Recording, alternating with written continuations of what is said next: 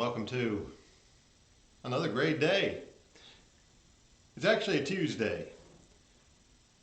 I hope it's Tuesday where you are. Seems like it is where I am. Anyway, glad that you're with me today. It's a special day. You might want to trade places with me in just a little while.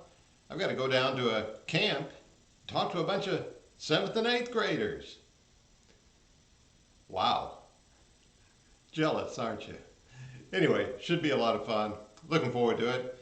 And I hope that you are having a fantastic day, and as you take a little pause, come on into my little world for a moment. Let me return to a familiar theme for me, and that's the idea about today. Several years ago, I was visiting a friend who was really terminal, in the final stages, cancer, but alive for a while. And I didn't know quite what to say, not having been in his shoes, and that's always a challenge, isn't it? When you have to tell somebody something and try to encourage them when you've never been in their shoes. Anyway, I couldn't think of exactly what to say as he was dealing with misery and he was depressed and looking at the bleak future, couldn't see any real hope, didn't see any purpose in life at all. And the only thing that I could come up with, the only answer or positive thing I could think was, live until you die. In other words, live today. That was the song of the Grassroots. Late 60s, 1970s, very popular group in America. One of their popular songs, I think we've shared it before on here, was Live for Today. You know, some people are all worried about tomorrow, and some people are so hung up in the past, they forget to live today. James reminds us, we get caught up thinking about tomorrow, down the road, and say, tomorrow we'll do this or we'll do that. He says in verse 13, James chapter 4, come now, you who say today or tomorrow we will go in such and such a city and spend a year there, buy and sell and make a profit, whereas you do not know what will happen tomorrow. For what is your life? It is even a vapor that appears for a little time and then vanishes away. That might be kind of depressing, but he does add the note at the end of that. Instead, you ought to say, if the Lord wills, we shall live and do this or do that. It is, after all, under his control. I was thinking about something that came up when I was a high school student. It was brought to my attention. A little poem, poetic writing by Robert Frost.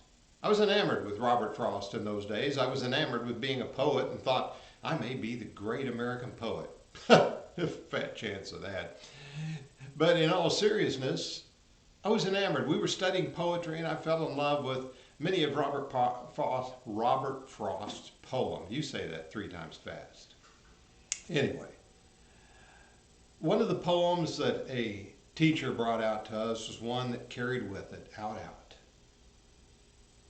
I'll tell you about that in a moment. But it tells a story in the poetic form of an accident in a yard where a buzzsaw is going and a little boy gets hung in the buzzsaw. It's time for supper, everyone's to go, but somehow the little boy gets caught with the buzzsaw and ultimately dies. Tragic thought. Depressing, isn't it? You didn't think you were going to hear something depressing today. But a depressing thought. But it carries with it the idea of the fragility of life. Out, brief candle is the idea. Actually, Frost stole that from Shakespeare, from Macbeth. As Macbeth receives the word that the queen has died, if I've got my story straight, he enters into one of those soliloquies. If you want a good definition of a soliloquy, watch the Andy Griffith Show. There's one in which he tells what a soliloquy is, Romeo and Juliet. But you'll have to look and find that one. But he enters into a soliloquy in which he talks about tomorrow and tomorrow and tomorrow. Thinking about where our minds go about tomorrow, and then he says, but out, brief candle. Carrying with it the idea of we don't know about tomorrow. Life is very fragile. We're here now and we're gone. In recent days, I've seen the passing of some very dear people, some very precious people. You probably have too. The pandemic brought an extra yield of death to our society, but even without it, we see those things coming and going. The healthy, happy person, seemingly healthy, happy person is here today and then suddenly stricken down and gone tomorrow. Perhaps we reflect a little bit on some of the words of the wise man Solomon. In the Ecclesiastes, that amazing book of the preacher, in that amazing book, it seems almost depressing as he presses the idea, vanity, all is vanity. He says we work in this life, we strive for things, we build up things, and then we're gone. You know, you're here, you do everything you can, gather what you can, and the next thing you know, somebody else is eating your gumballs. It's just the way it works. We live. And so the point simply is this. Take advantage of the day. Don't lose it. Yes, we love the past and the treasures and the marvelous memories that are there. We've spent time thinking about that and how it connects us and the stories it brings to our lives. We think of friends and fellowship and special events. There are times in our life that stand out. Earlier today, I was thinking of college days and people that were so close to me then. Some of them are still around, some are gone. Special things. Maybe we remember family and events of family and home, of siblings and parents when they were young and vital, and so many things like that. Or maybe we look to the future and we anticipate what lies ahead for us. Maybe we're thinking of completing tasks or finishing a job, even retirement, special trips, of family and growth, of accomplishing great things in the days ahead. We do look to the future, there's no doubt about it. We shouldn't ignore that the future may be there and look to the opportunities that are there. Stewardship is not just about money, it's about time, energy, and plans as well. But in the mix of it all, we can never, never overlook today. For as Shakespeare wrote, out, brief candle.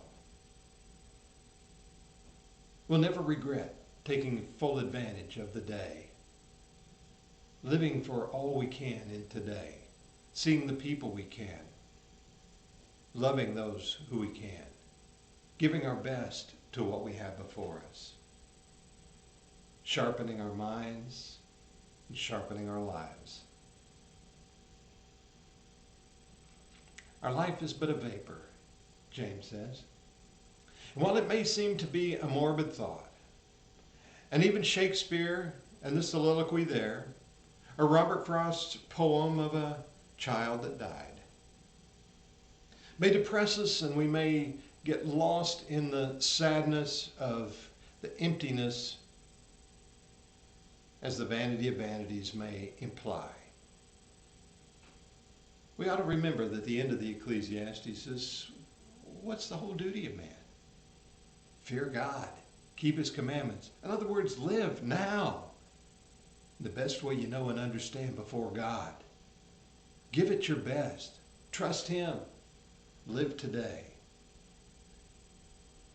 I know we think about heaven and eternity, and that's a blessing to hold on to far above what we have even now.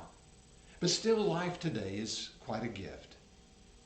And it's something that we can grasp and should use today. We don't want to live with the regrets of I should haves, but with the joys of I did. You'll never regret taking advantage of today and any blessed opportunity you might find within it.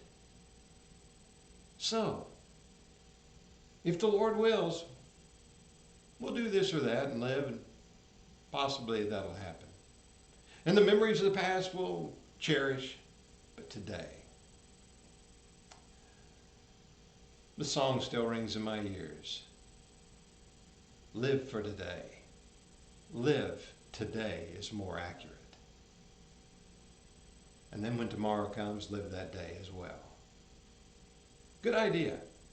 I hope today is a day you live to the fullest and enjoy and cherish to the best of your ability.